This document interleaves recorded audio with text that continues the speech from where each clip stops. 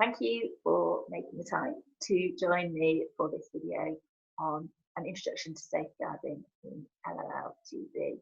The purpose of making this recording was we wanted to make it as easy as possible to ensure that all our leaders feel confident, that they know what to do in order to keep themselves safe and to promote safeguarding in the way that we work. There are three distinct groups of people that we have a responsibility to. First of all, to ourselves as volunteers, we need to be sure that we know what to do in order to keep ourselves as safe as we possibly can while we are volunteering. Secondly, to the babies and children that we come across, and also to the mums, the family members, supporters who we encounter in our volunteering activities, people who use our services. So already we've got in place a variety of ways that we ensure that we are keeping people safe. It starts before somebody becomes a leader by, say, for recruitment purposes, by the checks that we carry out, by the conversations that we have with mothers and anybody who is considering becoming a leader applicant.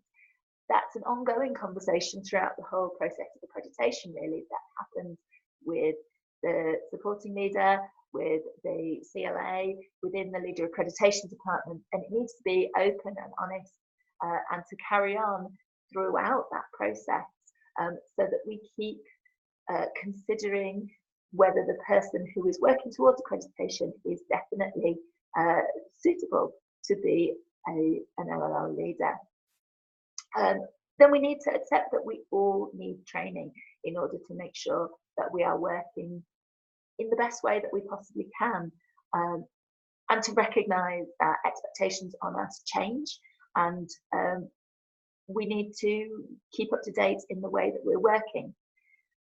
We can have the best policies of any organisation. They've been lovingly written by trustees. If we just put them on our website and we never think about them, then they're not doing us any good whatsoever.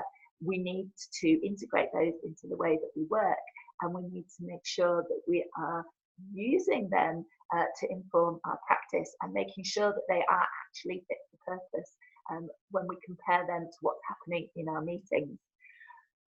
We need to make sure that we are referring back to those documents and that we are actually working in the way that we say we are working, because that is a really important way to protect ourselves and each other. We're also a team. We are one organisation, and if we work completely on our own, it's very difficult to keep perspective over the long term. And we need to be open and honest with each other and give each other feedback and be open to hearing feedback, because expectations change over time, rules change. The regulatory framework that we operate in as a charity has changed a huge amount over the last few years, and there are different expectations on the way that we will work together with each other and with other organisations. And we can keep perspective if we talk things over. Yes, it's important not to share too much personal detail, but it's also a valuable way for us to learn from each other if we discuss our volunteering activities carefully and sensitively. We have been working on our district coordinator network and making sure that there is support available for leaders, whether that's our peers within our local area, whether that's our district coordinator, leader department, any trustee, and our designated safeguarding officer, all who will be happy to talk over concerns and issues that you may have. So there are different types of concerns that you may have, or different types of issues that you might come across in your volunteering activities. First of all, there is a danger to leaders and those who are using our services. The things that we have in place to minimise those are our health and safety policy, making sure that we do carry out risk assessments both of our venues and our activities that are taking place within them, so that we know that we have minimised any possible risks that we can. recognising that working on our own has a particular set of risks associated with it, and again, utilising our lone working procedure to minimise those. Now, we know that the vast majority of people who volunteer to do fantastic voluntary services in our organisation and in others are motivated for excellent reasons. But we do also have to be aware that people make mistakes for good reasons.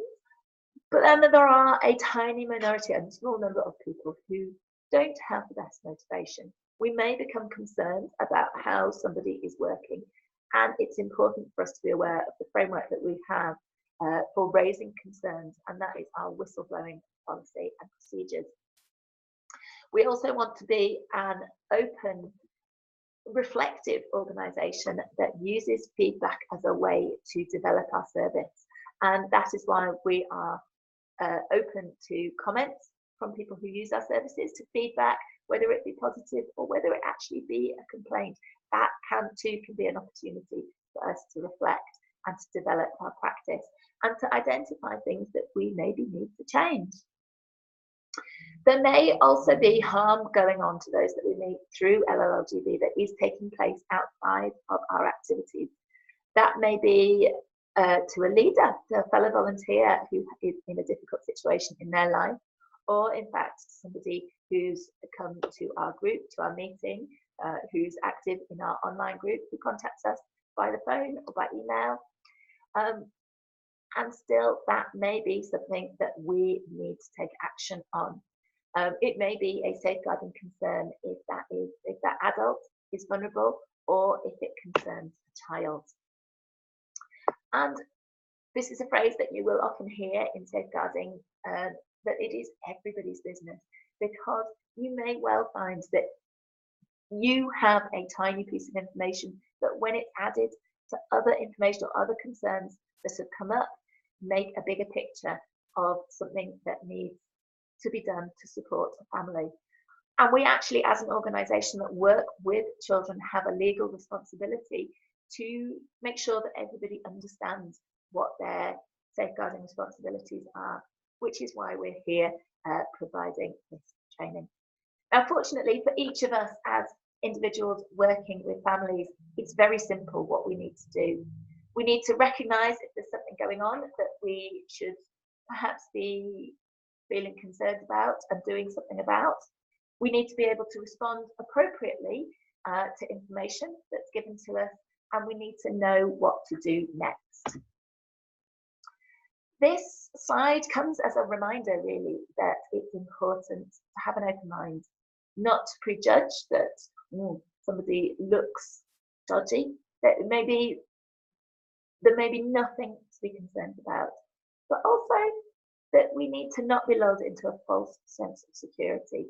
Abusers can be very charming, charismatic, dynamic individuals who use that as a way to break down people's barriers and defences in order to gain access or to children or to vulnerable adults. We categorise abuse into 4 different types, largely so that we can talk about it. We say that it can be physical, sexual, emotional, or neglect. It's also important to remember that somebody may be experiencing more than one type of abuse at the same time. And I think when we're looking at things that we should be aware of, unexplained is quite a key word. If you think about a toddler who is pootling around, learning to walk, they may well have very bruised knees because they fall over a lot. That's not an inappropriate injury for that child to have. However, if you have a pre-mobile baby who appears with a lot of bruises, then the question arises, well, how has that baby got those bruises? I think many families have had a heart-sink moment where their child has come out with an inappropriate word that they somehow have come across. But if that becomes a consistent thing or an extended thing, that they are aware of things that they really should not at their age be aware of, that is a cause for concern. A child who's complaining of being tired all the time may not be being fed adequately. They may be being kept up late, not have a safe place to sleep at night, for example. As the weather changes and if a child's clothes don't change, then all of a sudden clothes that were appropriate in the summer are no longer appropriate, and then that child's not being kept warm and safe in winter weather. All of these are things that you may come across, and you may feel are signs that should just be taken a little bit more seriously, and should be looked into, and questions perhaps asked about, is everything all right? There are particular scenarios that we've identified as being more likely that you may come across in your leader volunteer role. Over the last few years, there has been rightly a far greater awareness of the fact that domestic abuse is much more than simply violence, or maybe much more than simply violence, and includes verbal abuse and control. If somebody is talking to you about drinking alcohol and co-sleeping, or about recreational drug use that may be then transferring into breast milk, then that is a baby who is at risk, and something needs, and a conversation needs to be had about what happens next. Female genital mutilation is illegal in this country. I think a lot of us have had very sad conversations, very difficult conversations with families when a mother is absolutely desperate for breastfeeding to work. She's doing a lot of work to get it going and to get it successful. However, in the short term or in the immediate term, that baby needs extra calories, needs more milk. And although that can be a difficult conversation to have, generally at the end of that conversation, we know that that baby is going to receive the milk that they need. If at the end of a conversation about a baby who's not getting enough milk, you feel that that mother is not then going to do something to provide that baby with milk, again, that is the baby at risk. If the baby isn't receiving breast milk, then the only appropriate first food is artificial infant formula, as prepared according to World Health Organization guidelines.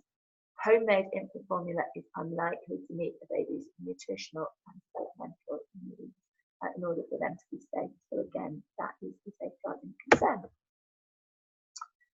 So your response to these concerns or these issues being raised with you is very important.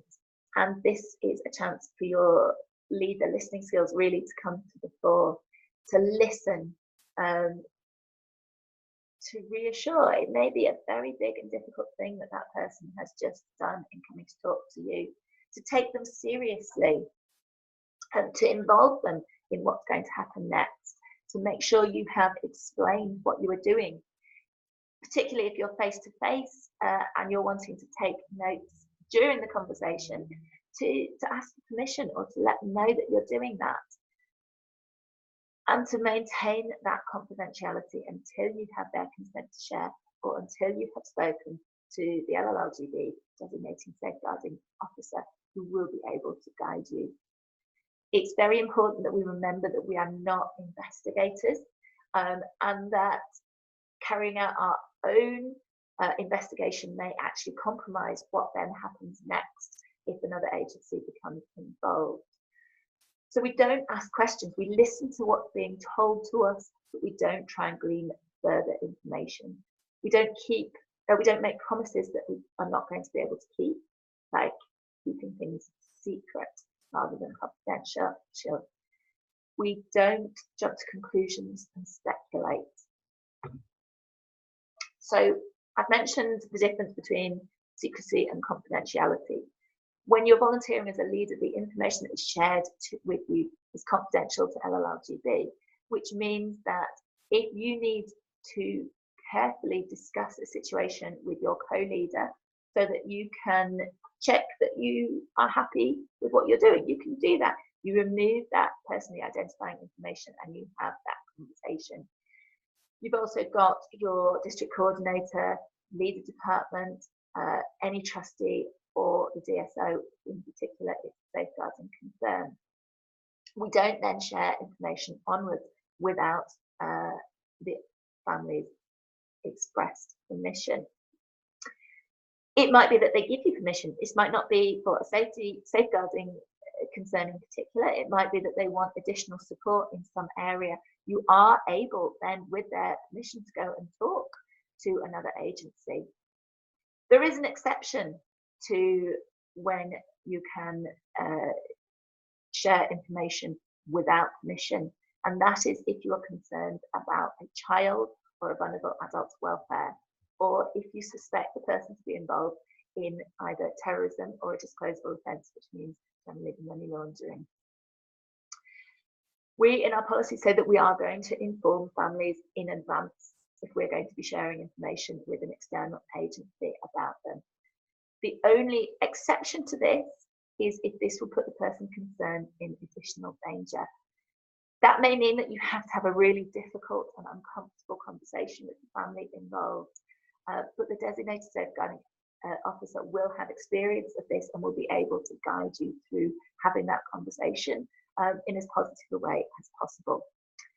You may find that an agency, an external agency such as a health visitor, contacts you with a concern about a family that they are in contact with. You need, without permission of that family, to decline to answer, even if you are giving information that may actually seem reassuring, such as, yes, breastfeeding is going better, they're in contact with us, they're attending our meetings. That is still confidential information that we are not able to share without permission. So if somebody is in immediate danger, you call 999, and then after that is done, you follow with the paperwork afterwards. But generally speaking, with a safeguarding concern, it's not an active live situation that you need to do that in. You need to seek advice as soon as possible. We have a designated safeguarding officer and a deputy. If you're not able to get a hold of one of those, you can also speak to a trustee. In the leader area of the website, we have calls for concern forms. You fill that out, that will guide you through the information that we need and what we also don't need. And then you upload it securely there. And the DSO will give you the advice about what information you need to share and what form your record needs to take. If you feel that you are not getting a response that you are happy with from the DSO, you can then take it on to any trustee. If you feel that nobody is taking your concern seriously, it's possible then to speak to the local authority designated safeguarding officer, who will be contactable via your local council's website. If you need to raise a concern about someone volunteering for lllgb or one of our employees, then you follow the procedure as outlined in our whistleblowing policy. There are further sources of information.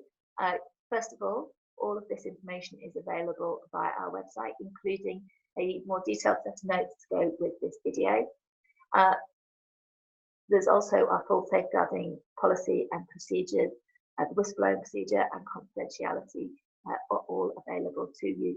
And you can get further information from external websites.